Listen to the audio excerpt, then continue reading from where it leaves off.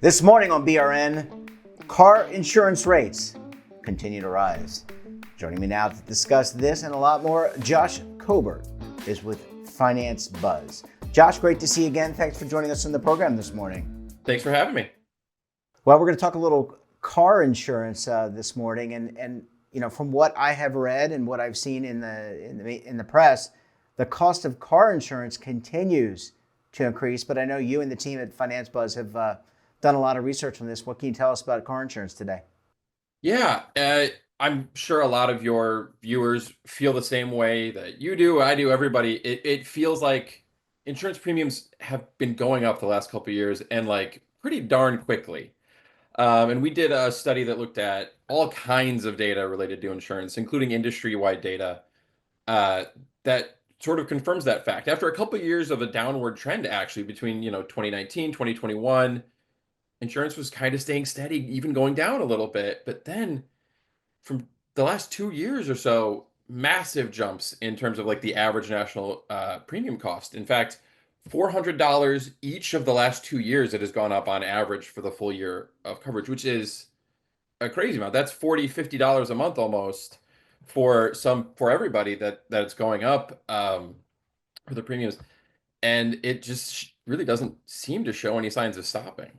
Yeah, and $40. I mean, that's the price of a dozen eggs these days. Yeah. So you know, it certainly bends your budget.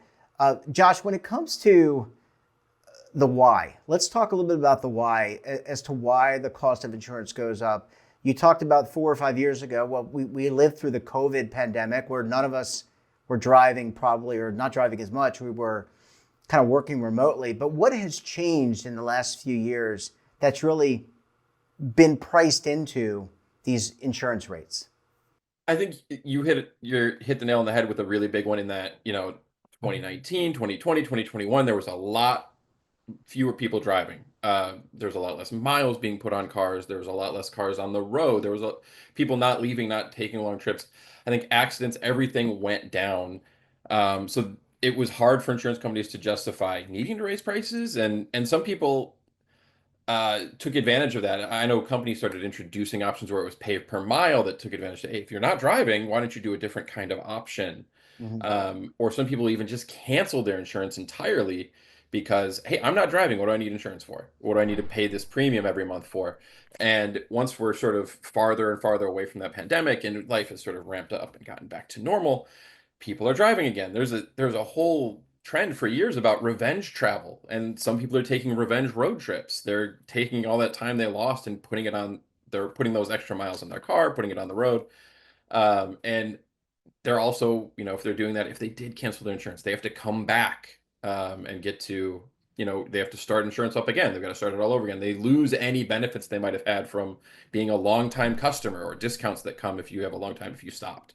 Or if you switch, you lose any benefits that you might have had for being like, hey, you've been a customer for 7 years. We're going to cut you a break. We're going to give your accident forgiveness, whatever. All of those clocks kind of reset for a lot of people. And I think those are some pretty big factors in terms of that. And there's also probably an element of just with fewer people paying premiums during those years, insurance companies maybe are trying to goose their numbers a little bit to make up for what they lost during that pandemic time, what they might have lost in their bottom line, what they might have lost for investors, stuff like that. That they just Yep. sort of like, we need to sort of make up for this in XYZ spot, and we'll try this way and add a little charge here or a charge here, or raise this rate just a tiny bit, kind of a deal.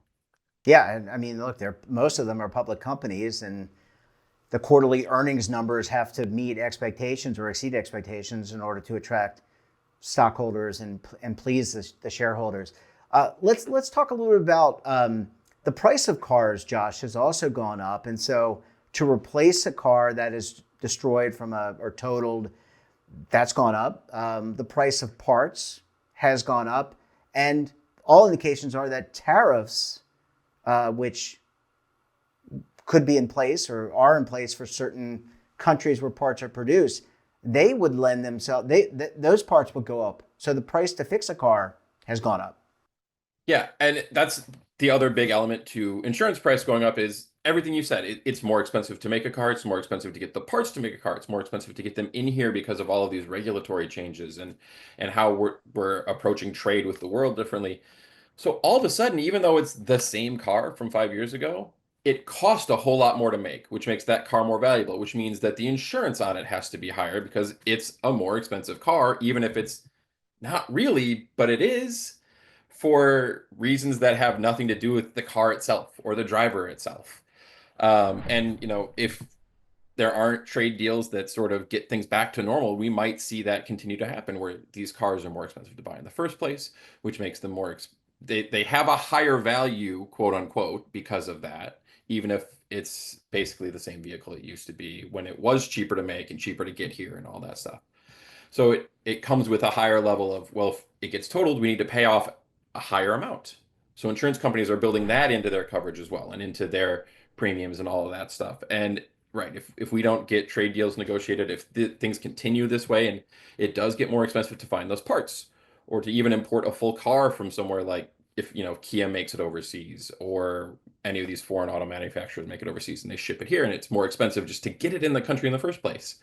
Those are all things that suddenly customers are paying for it when they buy the car, and then they're paying for it in their insurance premiums as well. It's just a double whammy that's going to keep going during the life of that car, and at least until you pay it off fully. And even then, you've still got insurance every month. That doesn't change just because you've paid it off. So, so Josh, let's talk about what maybe the consumer could do or can do. I mean, does it pay to shop around? A, one, and two, what about bundling? Does bundling your home and auto? I feel like I'm a commercial because I think I've seen commercials about bundling your home and auto. But does it pay? I mean, how does the consumer make out? I mean, can they go through a competitive process? Should they go through a competitive process? Yeah. So in almost all cases, for the record, if you're ever asking the question, should I shop around? The answer is almost always yes. Don't just take the first option. Don't just take what's in front of you and say, this is what I have to pay. I have no choice. Always look around. It might turn out that that's the case, or you might have the best price, but that's never a guarantee. So shopping around is always a great option. And when it comes to insurance, it's especially great. We've known for years, there's a number of companies that even on their website say, we'll compare and we'll tell you, even if ours isn't the best price, we'll tell you. It's very easy. I think it's easier than people think to do. We actually ran a survey as part of our analysis that asked how many people, how long have you been with your current insurance company? And about 2/3 had been with them for years and years and years. Mm-hmm. But there was about a third that have switched fairly recently. They've been with their company a year or less. And we asked those people like, hey, so you seem to have switched recently. Why did you do it? 3/4 of the people said, I got better rates. They just said, I got a better rate. I switched immediately. I've done it in the last year. And I think if people do that fairly regularly, if they just keep abreast of what's going on and check around and see what is being offered for the same kind of coverage they want, it's not that hard typically to find a way to reduce your rates, especially in the insurance space. Like I said, the majority of people who've actually tried it were able to successfully do so, according to our survey. And you're right. The other element is bundling. These companies that don't just do auto insurance specifically, a lot of them do home and all kinds of other stuff. They'll cover your boat, your RV, whatever. If you again talking like a commercial, um, they do offer discounts. That's a thing. Another thing, even if you don't fully switch, it's possible to negotiate with your company. A lot of people you can call up and say, I want to speak to a representative, say, I'm thinking of switching. Can you give me a better rate? And you can find those discounts, or they can suggest, hey, do you have a house? Do you insure it with us? Maybe we put them together and we can give you a rate. We can give you a discount on both, and you can save money on both ends. Talking to your company and trying to negotiate with them, or just straight up switching or shopping around are really, really good ways. They are a little time consuming. They can take, they might require you to put together a little spreadsheet of like, what is the best deal? Because there are a lot of options out there. And you have to make sure you get the coverage right and all that to do apples to apples comparisons. But in just about any case, shopping around is great. And asking or searching or just going through a website and saying, hey, are there discounts I'm missing? Same when you're doing your taxes. Is there something I'm missing that could, get my bill down? Always worth doing. Yeah, and to that point, and I do have to close out the interview, but if you're a veteran or if you're a student, there are benefits that you may be able to achieve that will lower your premium because certainly those people need should realize some of those benefits. Josh, excellent work as always from Finance Buzz. And look, we look forward to having you back on the program again very soon. Awesome. Look forward to being here again. Thank you. And don't forget to subscribe to our daily newsletter, The Morning Pulse, for all the news in one place. Details, of course, at our website. And your subscription helps support all this great BRN content. We're back again tomorrow for another edition of BRN. Until then, I'm Jeff Snyder. Stay safe, keep on saving, and don't forget, roll with the changes.